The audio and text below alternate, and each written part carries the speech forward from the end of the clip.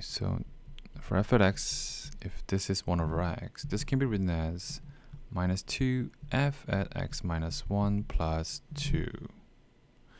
So that means x changes to x plus 1, y becomes minus 2y plus 2.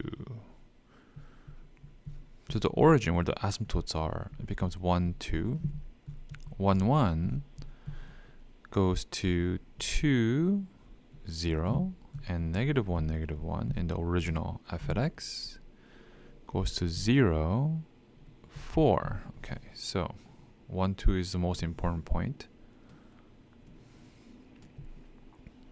1, 2.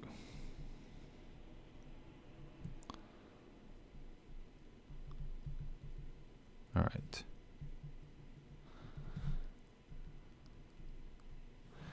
And then 2, 0, and 0, and 4. So by symmetry, do you see how we form a little box here that's 1 by 2? So it's going to be another 1 by 2 by 1. Okay, so 1 by 2, 2 by 1. There's another point right there as well. There's your graph. Just have to approach the asymptotes passing through those 2 points.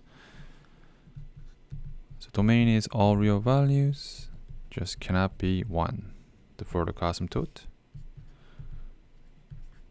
All real values, just cannot be 2.